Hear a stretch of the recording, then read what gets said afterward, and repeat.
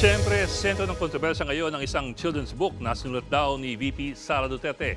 Isang kaibigan, kwento ni Inday Sara Duterte, iyan po ang nakalagay sa cover ng libro na pagagastosan daw ng gobyerno ng 10 milyong piso para po i-distribute sa mga bata sa nayon. Nagsulat pala ang Vice Presidente ng children's book.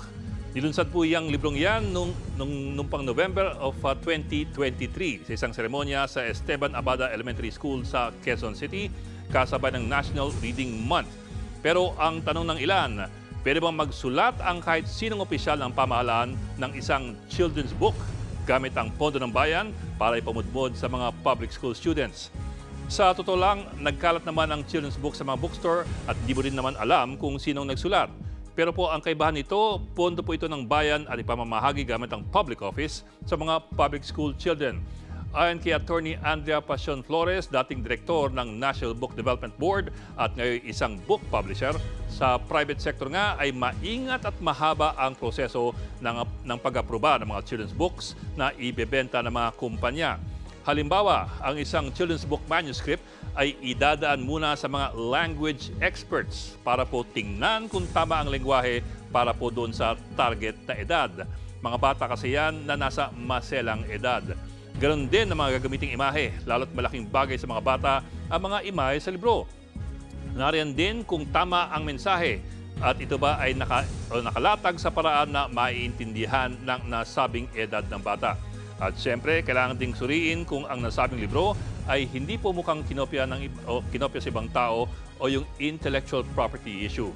Ayon kay Flores, kadalas ay dinadaan sa maraming komite itong mga panukalang libro bago po ito maaprubahan. At yan po ay sa private sector kung saan hindi naman pondo ng bayan ang ginagamit.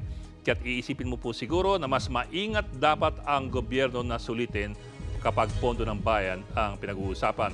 Sa tingin pa ni Flores, ang pagkakasulat ng libro ng Vice Presidente ay mukhang hindi angkop sa solong pagbabasa ng mga bata. Kailangan daw itong basahin sa kanila ng kanilang mga nakatatanda, gaya po ng mga magulang o nakatatandang kapatid. Kumbaga, meron dapat parental guidance. Bakit po? Dahil ang lengguwahe ay hindi po para sa mga bata. Ang mga sentence sa pangungusap ay mahaba at komplikado. Marami pong clauses. Marami sa mga pahina, iisang mahabang pangungusap lamang ang laman. At ang tema o ang paksa ay sensitibo rin. Kailangan itong paliwanag ng maigi ng mga matatanda sa mga bata. Meron ding mga nakapansin na mga umano'y grammatical mistakes sa lengguwahe na parang hindi dinaanan ng isang editor. Pero kung meron man, ayon kay Flores, sana raw ay maitama ito bago paggastusan ng gobyerno. Pero sino ba dapat ang mag-aaproba ng ganitong mga libro para paggastusan ng gobyerno? Yan po ang hindi gaanong malinaw. Ayon sa Section 10 ng Book Development Act of 1995, dapat maglabas ng panuntunan ng DepEd para sa mga textbooks na gagamitin sa mga public schools. Ang DepEd din ay magte-testing at mag-i-evaluate ng mga librong gagamitin sa mga public schools. Pero yun nga, hindi po ito textbook. Ito po ay isang libro lamang na naisipan lamang ilimbag ng OVP para ibigay sa mga bata sa eskwelahan. So, sino may otoridad para sa ganitong approval? Magandang tanong po yan, ang DepEd din kaya? Pero ano pa man, si VP Sara Duterte ang Education Secretary nung ilunsad niya ang libro na kanyang sinulat. Ayon po sa tagapagsalita ng Vice, hindi ito pangangampanya dahil wala pa namang plano ang Vice Presidente para sa 2028. Pero po sa ika-6 na pahina ng libro, meron po kayong mapapansin. Tinawag ng Quago ang galanteng loro na isang tunay na kaibigan na maaasahan sa panahon ng unos.